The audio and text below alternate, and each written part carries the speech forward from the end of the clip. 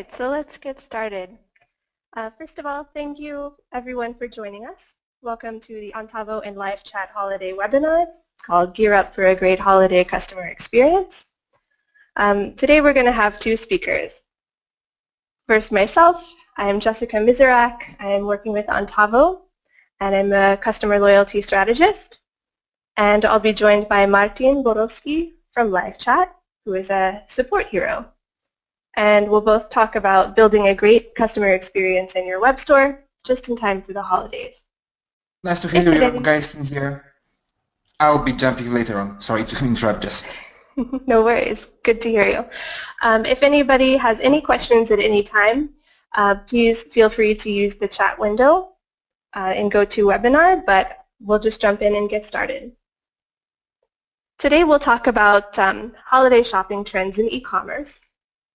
We'll actually talk about what holiday shoppers are looking for when they start their search, what kind of loyalty program marketing works best during the holiday season, and then Martin will talk about the difference that your brand voice makes, why instant communication is a great way to reach out to customers, and the virtues of proactivity in live chat and customer service. So let's jump into the holiday shopping trends in e-commerce. It's now mid-September, but believe it or not, people have actually been looking for Christmas gift ideas already since midsummer.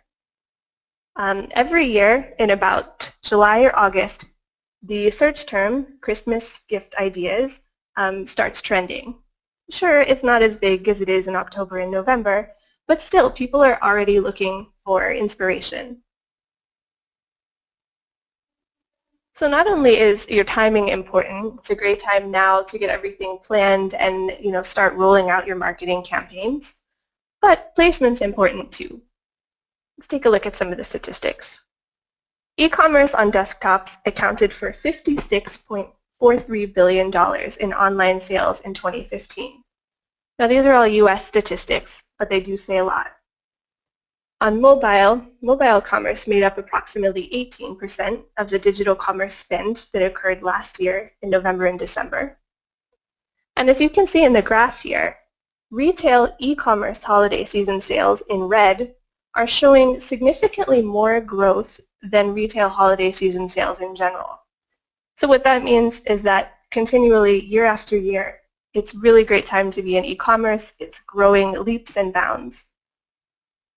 And one last note, I'd like to say that mobile apps are becoming increasingly important. Between 2014 and 2015, the percentage of holiday shoppers that said they had ever used a mobile app to make a purchase increased. So in 2014, about 25% of respondents said that they had in their lives used a mobile app to make a purchase. Last year, that grew to 40%, and that should continue to grow. So having a mobile app, whether that's something you're putting in place this year or can get ready for next year, I think it's a really smart thing to have as we move into the holiday season and people start buying in all different sorts of places. So what is it that holiday shoppers are looking for? There's a few things. The first thing they're looking for is inspiration. About 7 in 10 shoppers, about 70% of shoppers, when they start shopping for the holidays, they don't know what they want. They're undecided. They're considering multiple gift options. So I think it's our job as retailers to make content that really gives inspiration, gives people ideas, whether that's blog posts, videos, gift guides are a really great idea. We need to be able to show different people what it is that they can imagine in their lives or their friends' lives. Make it a bit easier because there's really so much information out there that it's kind of hard to decide. Holiday shoppers are also looking for the best gifts, and I'm thinking really literally here, the best. Search results including the word best. For example, best lipstick, best gifts for granddad. According to Google, Think with Google, these search results have increased by 50%. So that's incredible information to know for your content and for search engine results. So think SEO, use the word best if you're making gift guides, if you're making articles, videos, because that's what people are actually searching for. The third thing they're looking for, and we all know this, is they're looking for great deals. So now the holiday, and especially these landmark days like Black Friday, Cyber Monday, these are great days to offer free shipping. It's a great time in general to offer discounts to inspire purchase. Here I have a little advertisement from Disney, which is quite cute. On Cyber Monday, they had several different types of savings, depending on how much people purchased, 15 to 25% off, plus free shipping. And I think that was quite a nice idea, a little festive advertisement. So this is the type of thing people are looking for. So how can marketing really make a difference? Well, there's several ways. The first thing, which may be the most obvious, here I have an example from Petco, Animal Supplies. This is a huge pet supply store in the United States, and they had an actual landing page for holiday last year, which you can still see now. And they just made the look and the feel of their website a little more holiday oriented. So as you can see, it's all about the colors, placing the really holiday specific gifts where it can be seen, instead of just tapping into that fun and that emotion that's involved in the holidays. Another thing that you can and should do is gift guides. As I mentioned, people are looking for ideas. They're looking, they're not really sure maybe what they want to get for people. It's a hard question. What does my best friend really want? What would this person from work like? So Ulta Beauty had a really great idea from last year, doing video gift guides. So they actually had someone they hired someone to make videos that featured different products for different types of people with different styles, from their cosmetics and hair care and skincare lines.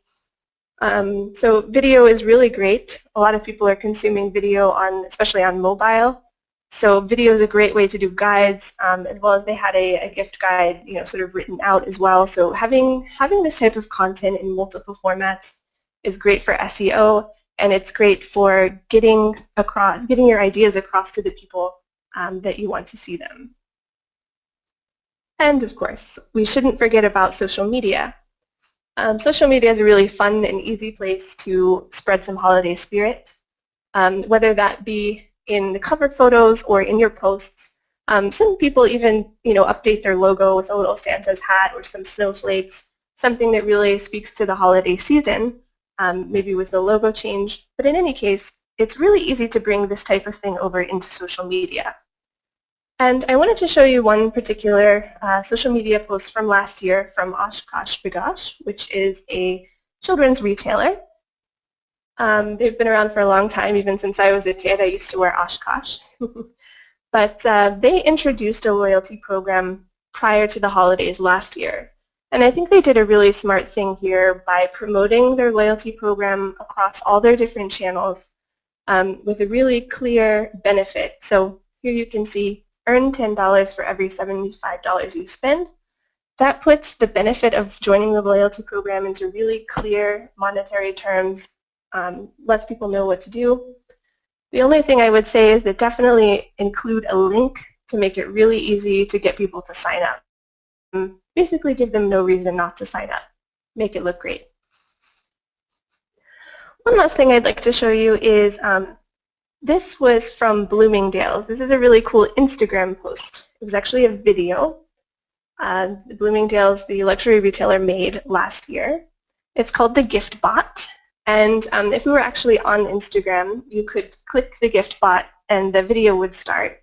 And so in the center where it says Foxy Lady, it would run through all sorts of different types of people, gifts for men, women, all different types of styles of dress, of things. Really fun, listing the type of style and sort of 4 products that sort of fit the category. So that was a really clever way to really promote different products on Instagram. Also, in the actual description of the picture, it said to shop the gift bot, tap the link in our bio. So they included a specific link in their bio, which allowed people to click through and start shopping on their website. Really fun, clever take on holiday shopping. So what can you do to prepare your own loyalty marketing magic? Before the holidays, you can offer point promotions. think it's really, really smart idea within a loyalty program. It always encourages action, and you can sort of target it the way that you want. So, for example, sharing holiday promo sites. You can say you get double points this weekend for sharing our product site or promo site. Triple points for inviting new friends this week only, or for buying specific items or categories, say electronics or, let's say, tablets.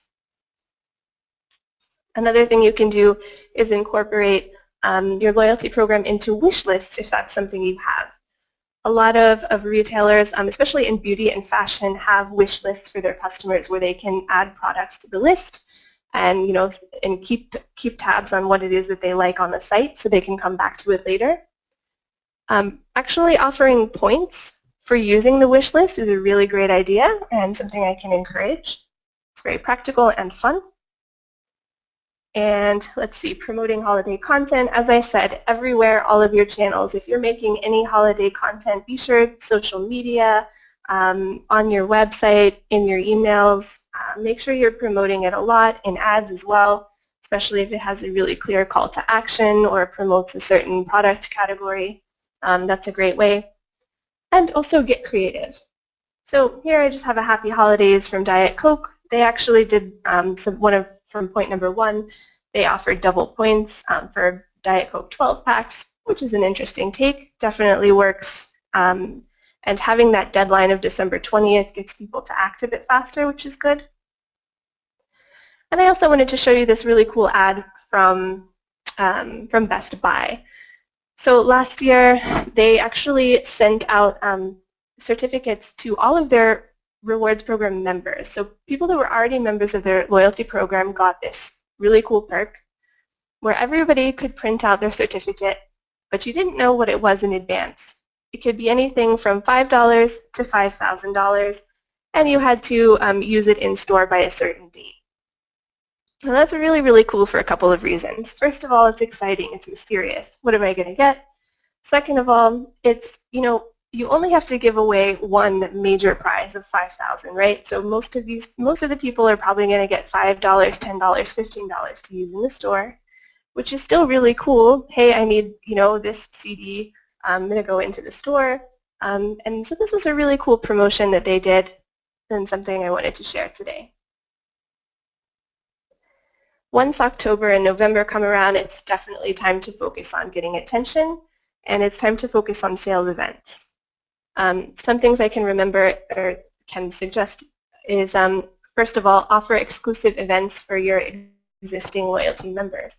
Here, my example in the image is from Sephora, which is a really interesting program. I like to see what they're doing. And it says, save the date, exclusive holiday shopping event, 3 days only, 20% off all purchases.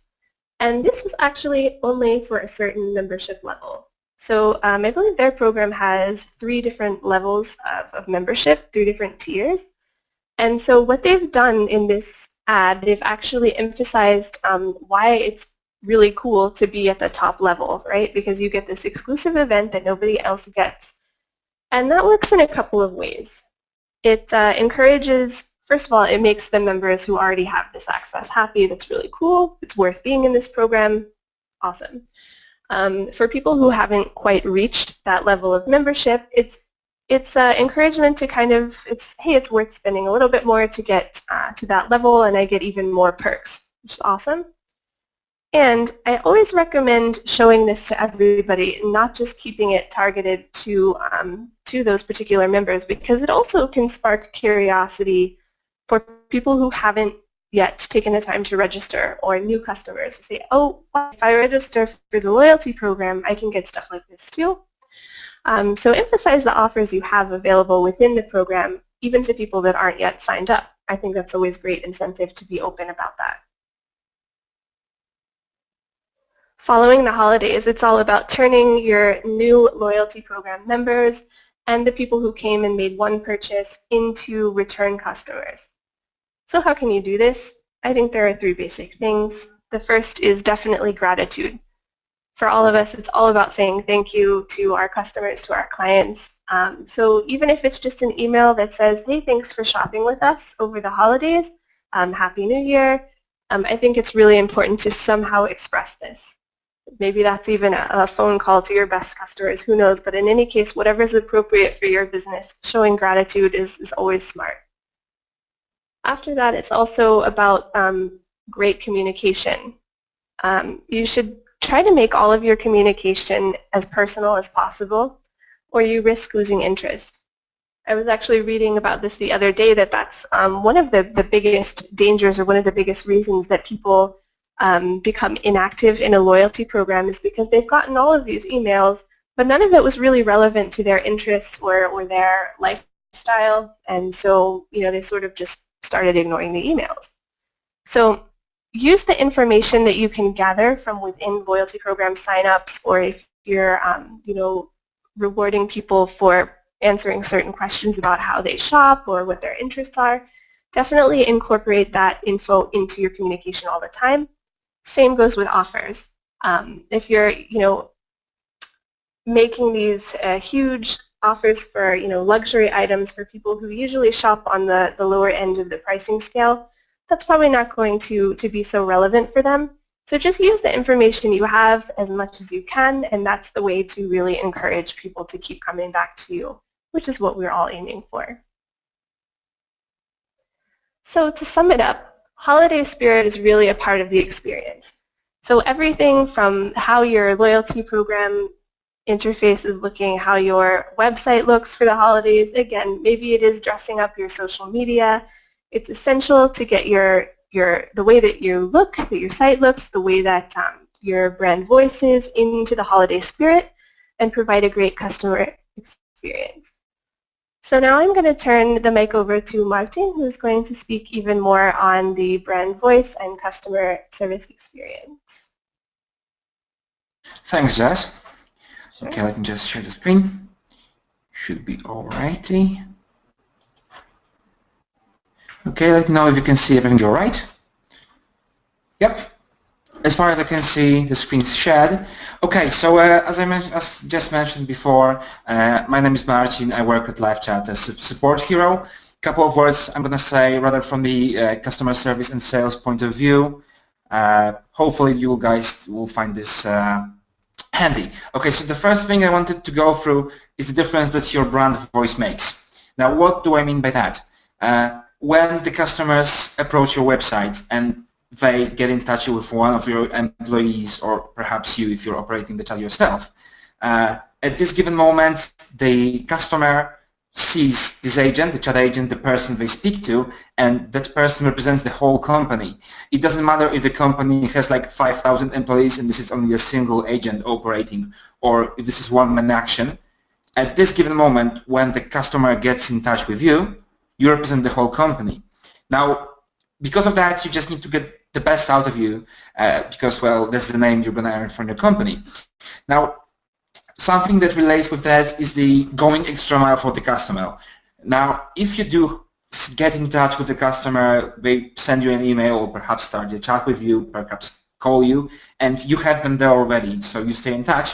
If you have a moment, of course, and you're not buried under with work, you should do your best to go extra mile for the customer, even if something they ask about is not part of your job, like every day. So, for instance, if they come and ask something about like what they should really pick up for their grandfather, for the grandfather day or something like this, and you're not really supposed to give advices about this, only to, I don't know, link people to specific websites. If you can take a moment to get to know your customer better and find what they need really, you should do it, and this will really pay off in returning customer, because as just said before, people really appreciate personal contact, and when you make it personal, they will just want to go back to your company in the future. Now, one more thing that relates with this is the style you're going to speak in, because the brand voice that you represent, there are brands who are more formal, there are brands who are less formal, and you need to be fully aware of what your company should be. So if you're, for instance, a company that sells wedding suits, so to say, an example, you should rather not approach people with, hey, how are you doing, like Joey from Friends would do. Instead, you should try to approach more formal tone, and vice versa. If you sell something, I don't know, perhaps toys or some fancy stuff for birthday parties, you should not really be too formal.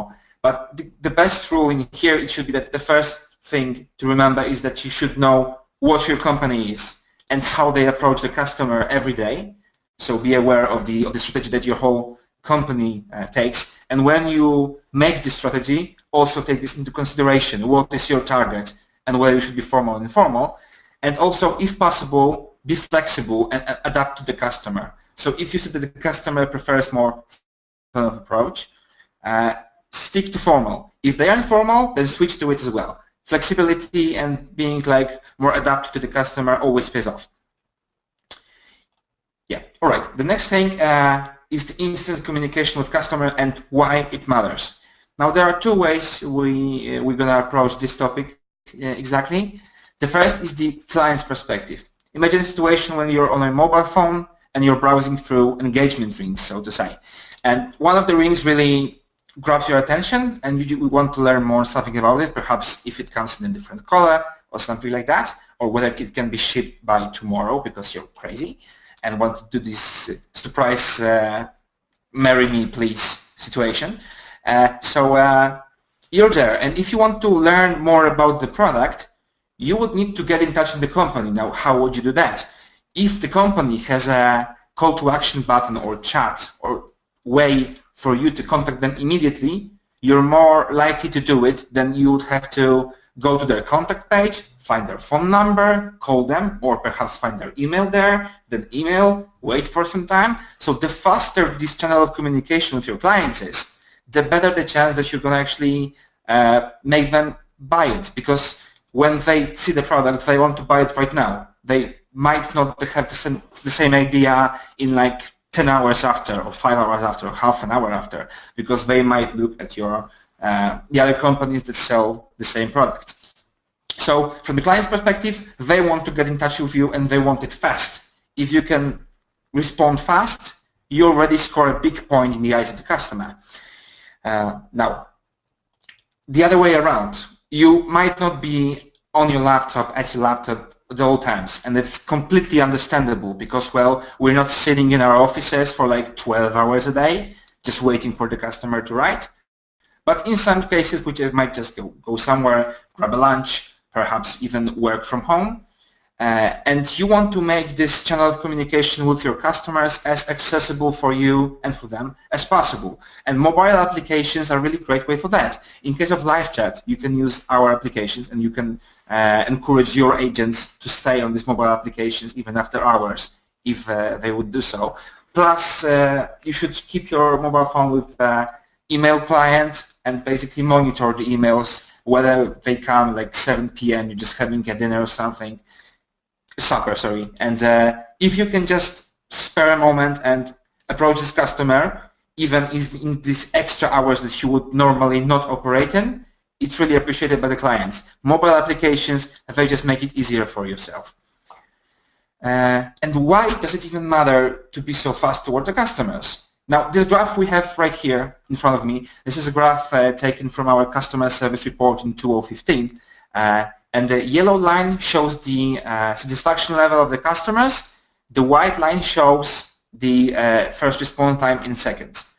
Now, as you can see, if you can keep it like under 100 seconds, so to say, so like between 1 minute, 2 minutes, the customers are okay with that. The further you go after, they will become less and less satisfied. Now, this is something that you need to take into consideration when you're operating the chat yourself or when your agents are operating chat yourself. So it's good to set some KPIs, so like keep the first response time under 2 minutes, sorry, 2 seconds would be just crazy, but 2 minutes or 1 minute to keep up with the customer. Now, but once you grab your customer and start a conversation with them, you do not need to rush so much, because once you have them on the chat, or on the phone, on the email, the customers do not expect you to reply to their information just instantly. And the next graph shows just that even if the handle times, overall handle time of the chat is longer, like 20 minutes, 30 minutes, 40 minutes, it's still okay for the customers because they want to just get this thing that they came for. So if I want to grab a holiday gift for my grandfather for the holidays, and I go to the chat, I just want to start a conversation with the agent, but I do not necessarily need to do it under 10 minutes. I can just let it some time and discuss with the agent all the other ideas that I might not have at a given moment, and then just grab the best idea. As just mentioned, we are looking for the best gifts, best ideas, and that's what we're going to give our clients. So once you have the point of contact with the customer, don't rush it. Just make sure that it matters, and it's not just copying and pasting some messages that are not really personalized at all. And proactivity towards the customers, the last thing I wanted to mention. What does it even mean? When I enter the website as a customer and I'm just browsing through the products, it's a pleasant surprise, perhaps not a surprise anymore because, well, people are getting used to the chat solutions and mobile communication. But when they see an invitation on the website, something like that, like the greetings we have at LiveChat, they already feel that this is personal. If you make it personal, which really matters. So you can just set up greetings for specific pages. Let's say that you want to promote a specific product like, I'm not sure, perhaps some nice rings, specific model. So you should set up greeting for this site, and when the customers go to this site, spends some time there and just sees this ring and is looking at it all the time, let's say 1 minute, you might already assume that they're interested in the product. And now when you jump out there on the website and say, hey, I can see that you're browsing this and this ring, how about a discount of 5%? They already feel this personal approach right away.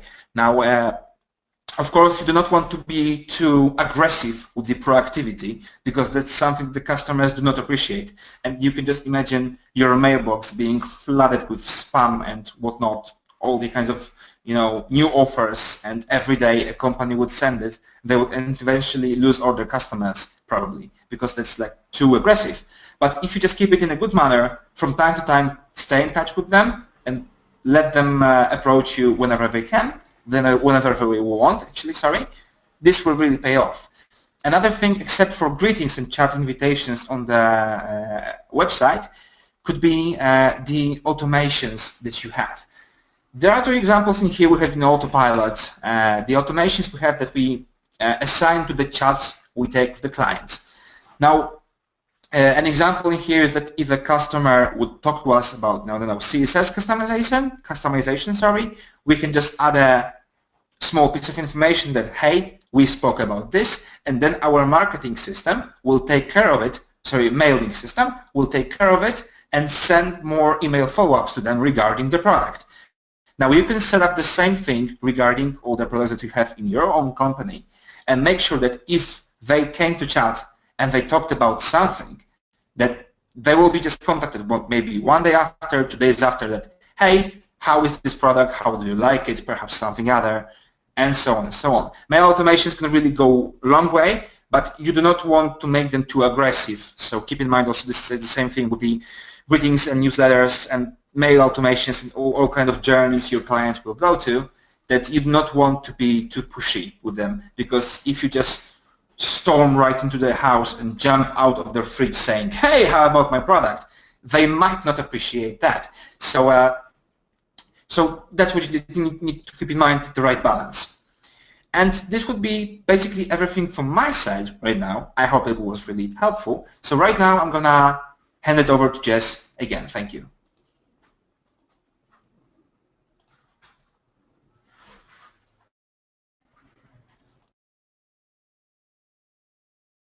Okay, hello again, everyone. So thanks again. Thank you very much for coming and attending the webinar. I'm going to open it up for the next couple of minutes if anybody has any questions to ask us. If so, please use the GoToWebinar chat and in the toolbar. If you're not going to stick around for questions, then I wish you a very happy and successful holiday season. And also feel free to get in contact with us. When we will send everybody a recording of this webinar as well as our contact information. But I will actually start out with one question that I was asked by one of our clients, one of our prospects actually recently.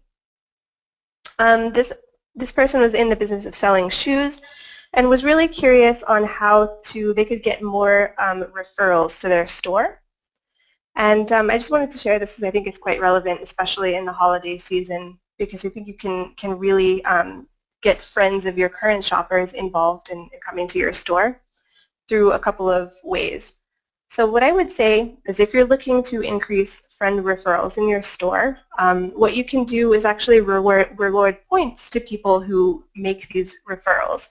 So your shoppers, your loyalty program members, recommend a friend and they receive points for that recommendation.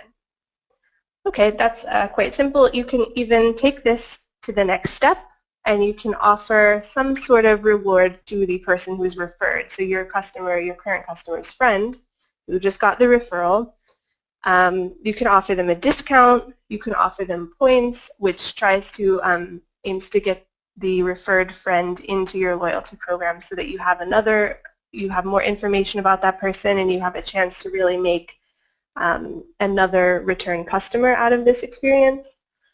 And also just the messaging that you send. It can be, again, it depends on your brand voice, but if it's, this particular shop was rather casual in their mode of brand voice.